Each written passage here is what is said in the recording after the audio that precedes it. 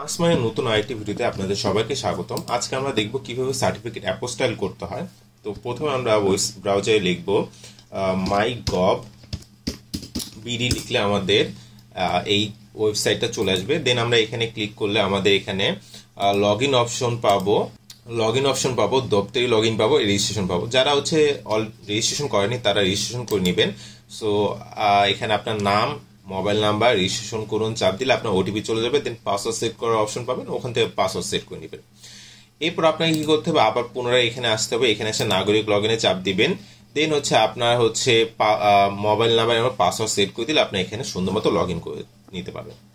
তো আমার already log in করা আছে। তো এখানে দেখা যাচ্ছে আমার মার্কসম্যান নাম। আপনার এরপর আপনাকে যেটা করতে হবে, এখানে মার্কসম্যানে আসতে হবে। আসে আপনার প্রোফাইলে চাপ দেওয়ার পর আপনাকে যেটা দেখতে হবে, এখানে দেখেন আপনার কিন্তু ডিটেলস চলে আসছে, যে নাম ইংরেজিতে, পিতার নাম ইংরেজিতে, মাতার নাম ইংরেজিতে, এগুলো আপনার দিয়ে দিবেন। দেন হচ্ছে আপনার জন্মসাল, তারিখ, এগুলো সব ডিটেলস দিয়ে দিবেন। তাহলে হবে কি, আপনাকে প্রত্যেকবার হচ্ছে ফিল আপ করতে হবে না যখন আপনি অ্যাপ্লিকেশন ফিল আপ করতে যাবেন। সো আমরা এখন ব্যাক করে আমাদের এখানে আসতে হবে। এসএসসি সার্টিফিকেট প্রথমে আমি সত্যায়িত করতে যাচ্ছি। তো আপনাকে কি করতে হবে, এখান থেকে এসে এসএসসি সার্টিফিকেট এটাতে সিলেক্ট করতে হবে। দেন আপনি এখানে আবেদন করে চলে যাবেন। দেখেন এখানে কিন্তু আপনার সেবা ফি দেওয়া আছে, প্রতি সত্যায়িত ফি হচ্ছে 200 টাকা। তাহলে আপনার এখানে দুইটা জিনিস সত্যায়িত করতে হবে। এক, আপনার হচ্ছে এসএসসি সার্টিফিকেট, দেন আপনার এসএসসি ট্রান্সক্রিপ্ট। সো আমরা হচ্ছে টোটাল 400 টাকা যাবে। সো আমরা আবেদন করে চাপ দিয়ে নিচ্ছি।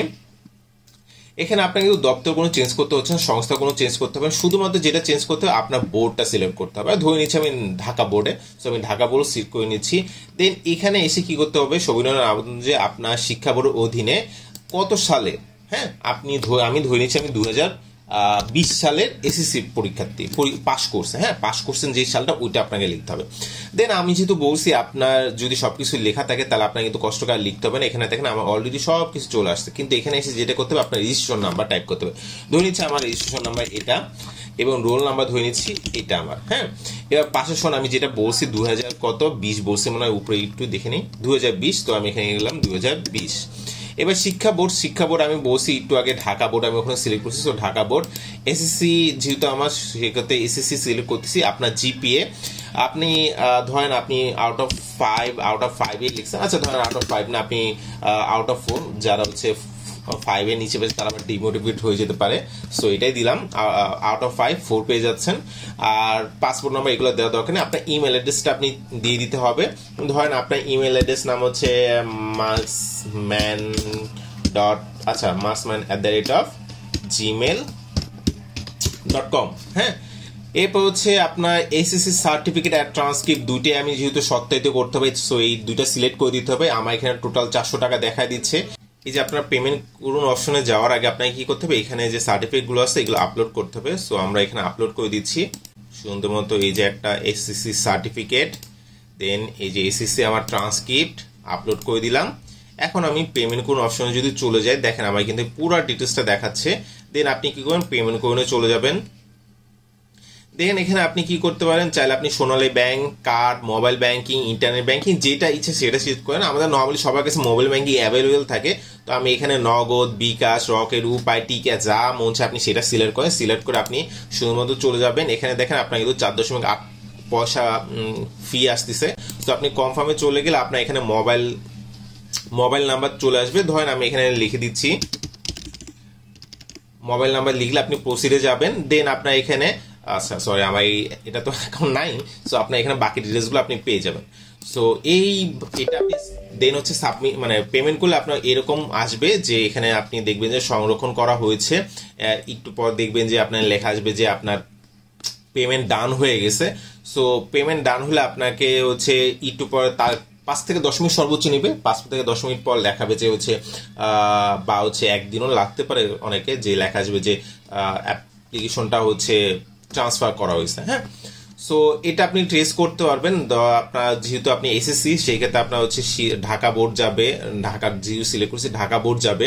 দেন হচ্ছে আপনার হচ্ছে যাবে হচ্ছে শিক্ষা মন্ত্রণালয় থেকে যাবে হচ্ছে কি জানো, ফরেন মিনিস্ট্রি, ওগুলো সব অ্যাপোস্টাইল হয়ে আসবে। আপনাকে নতুন করে কিন্তু আর কিছু করতে হবে না। আপনি এই অ্যাপোস্টাইলের কপিটাই কি করবেন, ডাউনলোড করবেন। এখানে আপনি যখন কাজ হয়ে যাবে তখন আপনি এখানে দেখবেন যে ডাউনলোড অপশন আসবে, ওখানে চাপ দিলে আপনার একটা আলাদা একটা ওয়েবসাইটে যাবেন, ওখানে যে সুন্দর মতো ডাউনলোড করতে পারেন।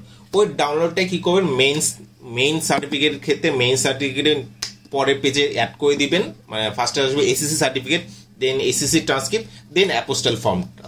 হ্যাঁ, এরপর আপনি যখন ফটোকপিতে সাবমিট করবেন, ফটোকপি ক্ষেত্রে ফার্স্টে মেইন সার্টিফিকেট কপিটা, দেন আপনার কি বলে মেইন সার্টিফিকেট ট্রান্সক্রিপ্টের কপিটা, কালার কপি অবশ্য, হ্যাঁ, তার সাথে হচ্ছে এই আপনার অ্যাপোস্টালটা অ্যাড করে দিবেন, শেষ, আপনার কোনো কাজ নেই। এবার আসে আমরা হচ্ছে কিভাবে এইচএসসিটা করবো। হ্যাঁ, আমরা নতুন করে আবার একটা করব, যেহেতু আমরা হচ্ছে এইচএসসি, এই যে এইচএসসি, হ্যাঁ, এইচএসসি তো সেম প্রসিডিউর ফলো করতে হবে, এখানে কিন্তু সেম টাকা, হ্যাঁ, 200 টাকা যাবে, তো টোটাল কিন্তু আপনার এসএসসি এবং এইচএসসি করতে 800 টাকা গেল। সো আমরা যেহেতু আগে দেখছি, এখানে আর কিছু বলবো না তেমন, এখানে আপনার same registration number, roll number, পাশের সান, ও উপরে মনে লিখিনি আমি, পাশের সান লিখে দিলাম। এরপর হচ্ছে শিক্ষা বোর্ড, এগুলো তো বুঝতেই পারছেন কি করতে হবে, ইমেল নাম্বার দিয়ে দিবেন, ডান। এরপর হচ্ছে আপনি এসএসসি এইচএসসি এগুলো সিলেক্ট করলেন, দেন পেমেন্ট অপশন, সার্টিফিকেট আপলোড করলেন, বুঝতে পারছেন, বাকি সবগুলো সেম কাজ হবে। এখন আপনি যদি ধরে নিয়ে আপনি এইচএসসি সার্টিফিকেট, ব্যাচেলরের সার্টিফিকেট পোস্টাল করবেন, সেক্ষেত্রে কি করতে হবে, আপনাকে সেম যেতে হবে এখানে, যদি পাবলিক হন তাহলে পাবলিক সিলেক্ট করতে হবে, যদি প্রাইভেট হন প্রাইভেট সিলেক্ট করতে হবে। এখানে যদি আমি দেখাই একটু আপনাকে, এই দেখেন পাবলিকের হচ্ছে ট্রান্সক্রিপ্ট অ্যান্ড পাবলিকের হচ্ছে কই গেল একাডেমিক সার্টিফিকেট, আপনি কি করতে পারেন, চাইলে এখান থেকে কিন্তু সত্যায়িত করতে পারেন। আপনারা কিন্তু সেম ভাবে আপনারা কি করতে পারেন, সুন্দর মতো হচ্ছে ট্রান্সক্রিপ্টটাও কিন্তু অ্যাপোস্টাল করে নিতে পারবেন। সো একটু মাথায় রাখবেন যাতে আপনার কোনো ধরনের ভুল না করেন, এটা নর্মালি 7 দিনের মতো একটা সময় লাগতে পারে। সো এই পর্যন্ত থাকলো, ইনশাল্লাহ আপনাদের সাথে নতুন একটা ভিডিওতে নতুন কোনো কিছু না আলোচনা করা হবে। সেই পর্যন্ত ভালো থাকবেন, সুখে থাকবেন, আর আমার জন্য দোয়া করবেন। আল্লাহ হাফেজ।